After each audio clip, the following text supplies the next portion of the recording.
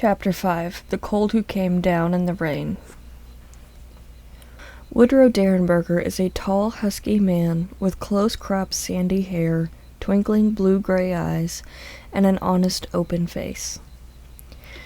In 1966, he was in his early 50s, but looked considerably younger. His life had been normal to the point of being mundane. A long succession of modest jobs, hard times, constant movement from one rented house to another, pursuing no particular ambition. Surviving. Feeding and clothing his attractive young wife and 2 children. Now he was working as a salesman for an appliance company and living in a simple 2-story farmhouse in Mineral Wells, West Virginia. It was a good time in his life. At 7 p.m. on November 2nd, 1966, he was heading home in his panel truck after a long, hard day on the road. The weather was sour, chilly, and rainy. As he drove up a long hill outside Parkersburg on Interstate 77, a sudden crash sounded in the back of his truck. He snapped on his interior lights and looked back. A sewing machine had fallen on top of a stereo, but there didn't seem to be any real damage. A car swept up behind him and passed him. Another vehicle seemed to be following it. He eased his foot on the accelerator. He had been speeding slightly and thought it might be a police car. The vehicle, a black blob in the dark, drew alongside him, cut in front, and slowed. Woody Derenberger gaped in amazement at the thing. It wasn't an automobile, but it was shaped like an old-fashioned kerosene lamp chimney, flaring at both ends, narrowing down to a small neck, and then enlarging into a great bulge in the center. It was charcoal gray. He slammed on his brakes as the object turned sideways, blocking the road, stopping only 8 or 10 feet in front of it. A door slid open on the side of the thing, and a man stepped out. I didn't hear an audible voice, Woody said later. I just had a feeling, like I knew what this man was thinking. He wanted me to roll down my window. The stranger was about 5 feet 10 inches tall, with long dark hair combed straight back. His skin was heavily tanned. Grinning broadly, his arm crossed and his hands tucked under his armpits, he walked to the panel truck. He was wearing a top coat. Underneath it, Woody could see some kind of garment made of glistening greenish material, almost metallic in appearance. "Do not be afraid." The grinning man did not speak aloud. Woody sensed the words. "We mean you no harm. I come from a country less powerful than yours." He asked for Woody's name. Woody told him. "My name is Cold. I sleep, breathe, and bleed even as you do." Mr. Cold nodded toward the lights of Parkersburg in the distance and asked what kind of place it was. Woody tried to explain it was a center for business and homes, a city. In his world, Cold explained, such places were called gatherings. While this telepathic conversation was taking place, the chimney-shaped object ascended and hovered some 40 or 50 feet above the road. Other cars came along the road and passed them. Cold told Woody to report the encounter to the authorities, promising to come forward at a later date to confirm it. After a few minutes of aimless generalities, Cold announced that he would meet Woody again soon. The object descended, the door opened, Cold entered it, and it rose quickly and silently into the night. When he got home, Derenberger was in a very distraught state. His wife urged him to call the Parkersburg police. They seemed to accept his story without question and asked if he needed a doctor. The next day, he was questioned at length by the city and state police. The story appeared in the local press and on radio and television. People who had driven that same route the night before came forward to confirm that they had seen a man speaking to the driver of a panel truck stopped on the highway. Mrs. Frank Huggins and her 2 children had reportedly stopped their own car and watched the object soar low over the highway minutes after Woody watched it depart. Another young man said the object had frightened him out of his wits when it hovered over his car and flashed a powerful blinding light on him. Woodrow Derenberger became a super celebrity. Crowds of people gathered at his farm every night, hoping to glimpse a spaceship. His phone rang day and night. He switched to an unlisted number, but within a short time the calls began again. Crank calls, threatening him if he didn't shut up. Calls that consisted of nothing except eerie electronic sounds and code-like beeps. Mr. Cold kept his promise. He returned. The Indians must have known something about West Virginia. They avoided it. Before the Europeans arrived with their glass beads, firewater, and gunpowder, the Indian nations had spread out and divided up the North American continent. Modern anthropologists have worked out maps of the Indian occupancy of pre-Columbian America according to the language spoken. The Shawnee and the Cherokee occupied the areas to the south and the southwest. The Monacan settled to the east, and the Erie and the Conestoga claimed the areas north of West Virginia. Even the inhospitable desert of the far west were divided and occupied. There is only one spot on the map labeled uninhabited: West Virginia. Why? The West Virginia area is fertile, heavily wooded, rich in game. Why did the Indians avoid it? Was it filled with hairy monsters and frightful apparitions way back when?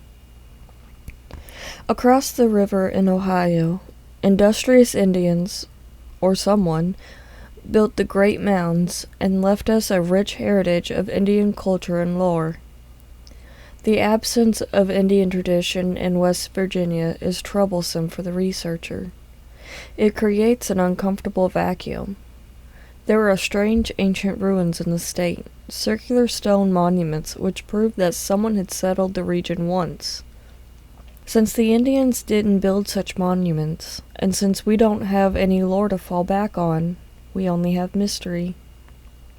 Chief Cornstalk and his Shawnees fought a battle there in 1760s, and Cornstalk is supposed to have put a curse on the area before he fell.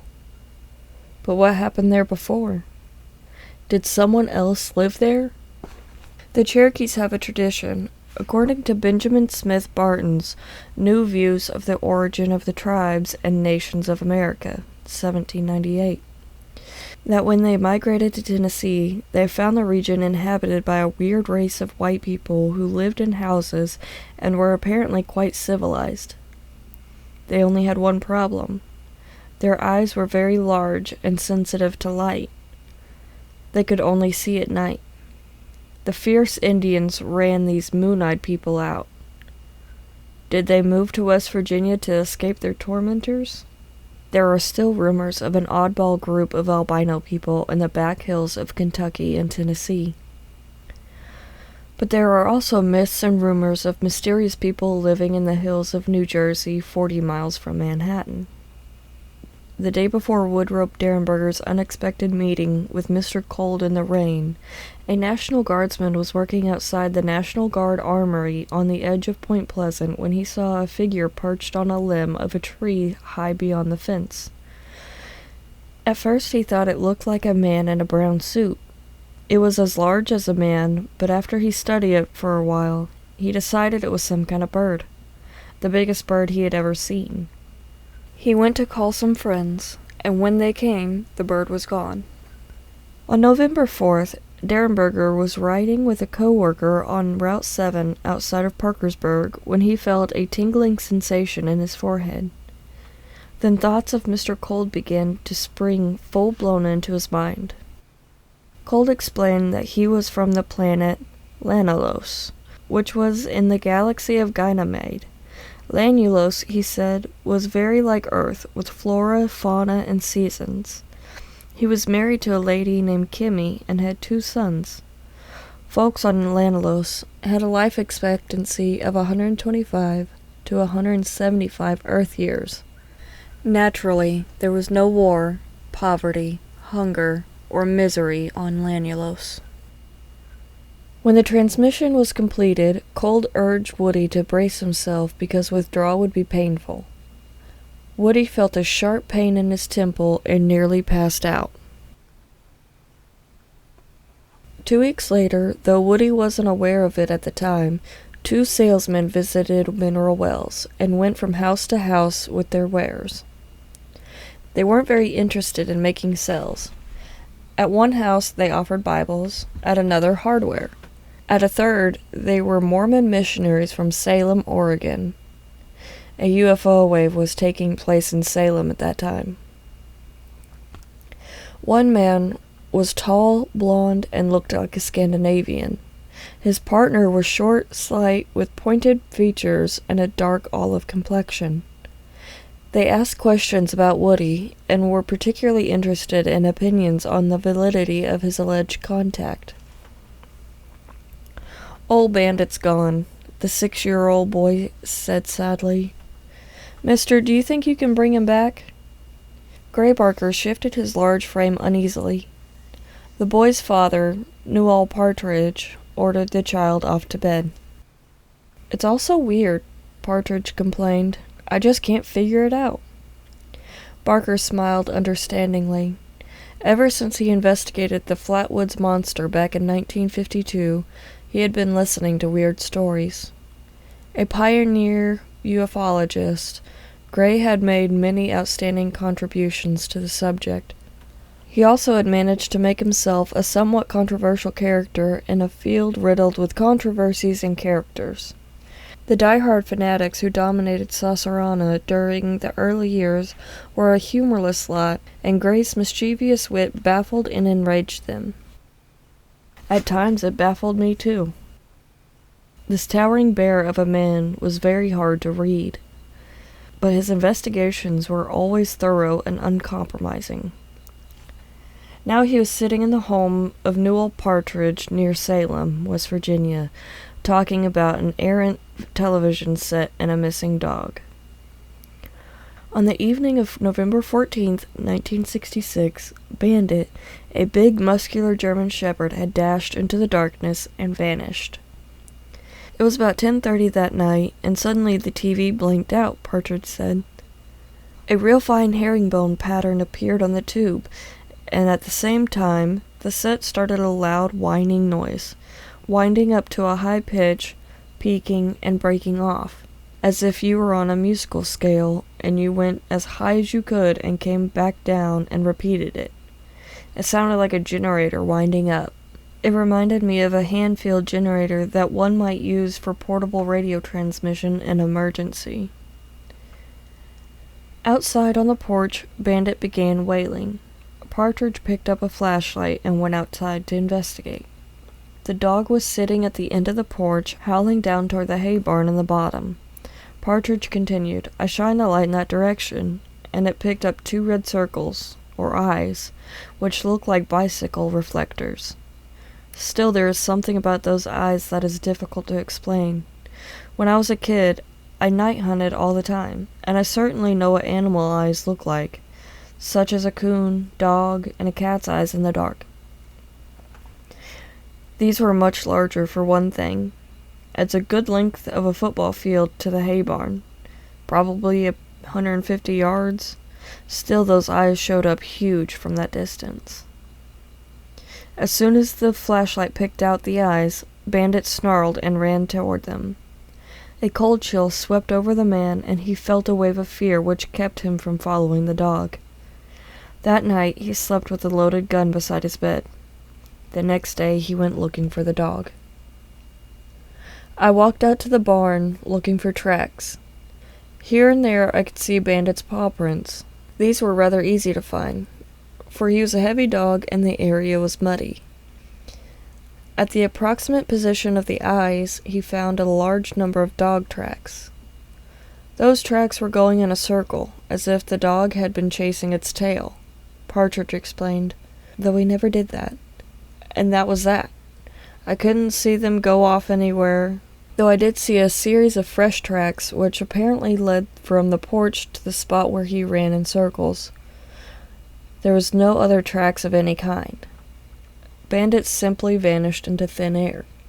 I think that the hardest thing to explain is the feeling involved, except to say that it was an eerie feeling. I have never had this sort of feeling before. It was as if you knew something was wrong, but couldn't place what it was. Sudden fear, eerie feelings, something unnatural was stalking the hills of West Virginia that November. The fear would become contagious. Those frightening red eyes would settle in Point Pleasant, while Mr. Cold and his crew of cosmic Xannies would spread their propaganda in mineral wells, forsaking their flying lantern chimney for a black Volkswagen.